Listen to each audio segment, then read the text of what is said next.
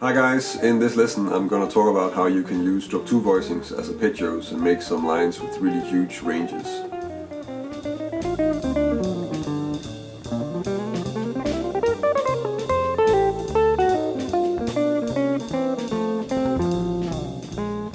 If you followed my lessons here on YouTube, you probably know that most of the times when I'm teaching something about a certain type of voicing, like shell voicing or triads or open triads, I like to use them as voicings, but I also use them as arpeggios very often. And of course the same goes for the Drop2 voicings, where you can use them as some very interesting arpeggios, because they cover a lot of ground. So they become almost like interval structures when you're playing with them, and since you can use them as arpeggios, because they're basically chord voicings, you can kind of connect them to the chord and play some really nice lines with it that still sound kind of surprising. So that's what I'm going to try to cover in this short lesson. As you maybe can hear, I have a cold, so I'm even harder to understand today than normal, but I hope you can live with it. The first thing we should do is just to look at some ways to play the voicings as arpeggios. So the first example is to take this string set, so the lower strings. When you're using the voicings in this way, you can actually go a little bit lower, because you don't need the chord to sound good as a chord. It needs to work as a melody, and that might be the case even if the chord is so low that it might not sound that nice if you try to play it as a chord. But the examples here are pretty common. They'll work both as chords and as arpeggios. So the first thing I would say is, like, if you take the lower set of strings, so the lower 4 set of strings, you can go through the diatonic chords of a G major scale, just using the root position voicing for now, just to keep it simple. This is a really good exercise for learning the Drop2 voicings. It's also a very good exercise for your right hand, because you have to pick that with one note per string, so that's some heavy alternate picking, or you have to find a sweeping solution or something like this. So let's just go over that.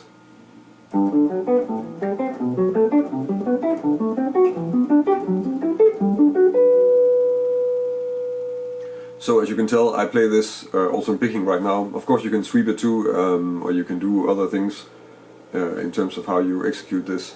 Let's try and do the same. So we need, basically what's handy for this would be to have one for each string set. So this is the lower string set. The next string set would be C major, so in the middle string set.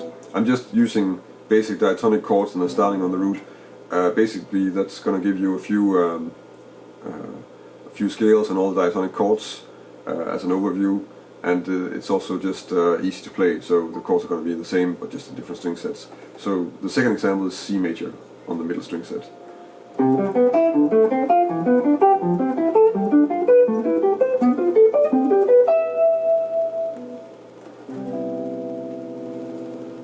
And just to keep it complete, if we take the upper string set, so this string set, we can do F major, that would be this one.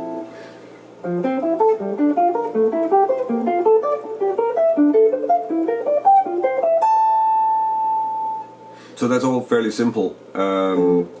At least I expect that if you know Drop2 voicings, you know what diatonic chords are, and if you checked out some of my other lessons on Drop2 voicings, you should be familiar with these voicings also. I'm not really going to go into using the inversions of the different Drop2 voicings. You can do that, and maybe I can cover it in a later lesson, but for now it just seems easier to just stick with these simple ones and then take it from there. It's also because when you have these voicings with the root as the lowest note, it's easier to sort of think them and connect them. So when you start using them, these are probably the ones that are easier to hear melodically, and also the easiest to figure out whatever you want to use. That said, in one of the examples I do have one voicing that's showing up in an inversion, and that's a D7 altered voicing. The D7 altered voicing I'm using, this should also be in the Drop2 lessons if you want to check it out, sort of how that works, is this one,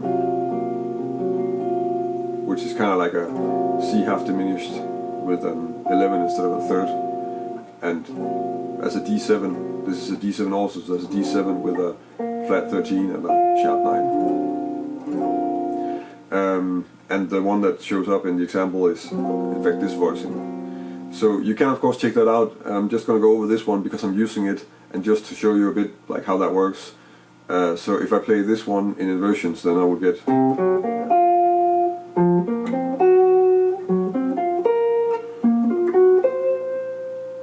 You'll notice that when you play these, some of these are kind of hard to play as voicings because they're unfamiliar, and also some of them, because like this one might not really work that well all the time because you have this flat 9 interval in a place where you don't want it. But as an arpeggio, it works quite well because you don't get the sustained sound of this, and the same with this one, which is maybe a bit tricky to play, but as an arpeggio, it's kind of easy to work with. So for that, some of the voicings that you might have as difficult voicings when you're playing them as chords, they will work quite well as arpeggios, so that can be something to sort of check out a bit and mess around with. Of course, the whole subject is so big that if you can't really do all the different permutations and check out everything about it, and probably you shouldn't. You should just look for stuff that you like and then try and use that, experiment a bit and see what you come up with, which is also the case for how you should approach probably most things on the guitar, so you don't have to learn all possible inversions of everything and have them ready and practiced and in your fingers. Because you need to select a little bit what you do, otherwise you won't be doing anything except practicing scales and inversions and stuff like that. And that's not going to make you a better guitar player in the end. But enough of that, let's try and do some of the examples. So all the examples, I just took a 2/5 in the key of G major, and then used the Drop2 voicings in different places on them. So there's gonna come some on the on the dominant, or on the alto dominant in fact, and on the 2 chord. The first example sounds like this.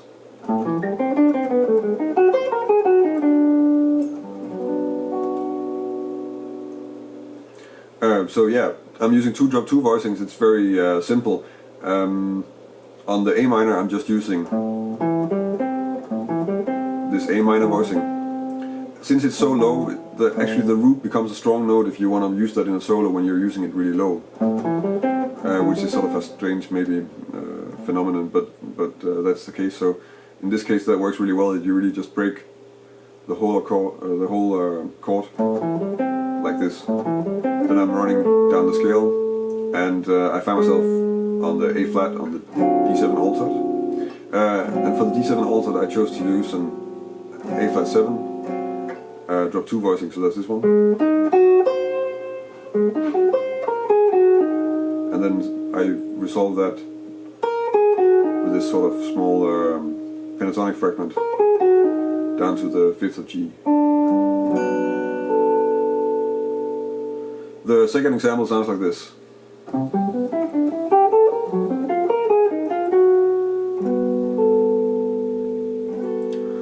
So again, I'm using 2 Drop2 voicings, one on the A minor, and here I'm using the arpeggio from the 3rd, so that's a C major Drop2 voicing, C major 7. Then I'm playing a short, I guess that's an A minor pentatonic fragment, moving up to the flat 13 on the D7, and I'm using that sort of as a pivot. So I play that, and then I sort of go down and play this Drop2 voicing, which is the D7 altered inversion that I talked about before I started the examples. And then again I'm using the F minor pentatonic, or A flat major pentatonic, and running down that, making this melody, and then I'm resolving to the 7th of the G major. The third example sounds like this.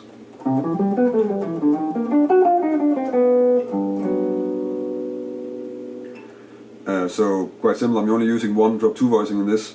I start off with this C major 7 arpeggio, and then again pentatonic fragment, A minor pentatonic, and then as you may know from one of my lessons about 3 approaches to the alto scale, you can use E flat minor melodic or even an E flat minor major arpeggio for playing playing D7 altered. I'll link to the lesson in the video and also in the description. So that's the Drop2 voicing I'm using is actually an E flat minor major. And then from the top note of that one, I'm just running down the scale to resolve to the third of G major 7. So that was a few examples of how I might use Drop2 voicings and how you can get started playing with those and using them in your lines. This is something that I really use a lot myself. I like the sound of it because there are sort of surprising melodies with huge intervals and a lot of range within that, which is something that I like a lot about lines that I want to use. I think this way of sort of easing into it with using the root voicings is probably the easiest way to start, and then you can always look later at inversions and stuff like that. If you want me to make a lesson on using the inversions too and stuff like that, and expanding a bit more on the subject, which is sort of specialized, then please let me know. You can do so in comments on the video or on social media, for instance. I hope you can understand what I'm saying, since I have a cold, so I'm extra difficult to make any sense of. But yeah, that's how that is. Otherwise, feel free to ask me also. If you want to download a PDF of the examples that I went over here and all the exercises and stuff like that, then you can go to my website. There's a link in the description to the article that is accompanying this video, and in that you have a download of a PDF of the examples. On my website you can also subscribe to my newsletter if you want to stay up to date with some of the stuff that's going on, like upcoming CD releases and also sort of a digest or overview of the lessons that I've published and stuff like that, if I post a new lesson to my shop or something like this. If you like this lesson, then please like it here on YouTube, and you can of course also subscribe to my channel if you want to stay up to date in that way. I make a new lesson every week, so there's lots of stuff coming. If you have any comments or topics, ideas for topics, or any questions, stuff that's unclear, then leave a comment on the video or connect with me on one of the social media platforms like Facebook. I have a new Facebook page that I made a few weeks ago, on Twitter or Instagram or Google+, and ask there, or let me know there if you have any ideas. It's always nice to hear what you guys think and what you guys want to hear me talk about, or hear me explain my approach for some topics. So yeah, I appreciate hearing from you guys. For the rest, thank you for watching, and until next week.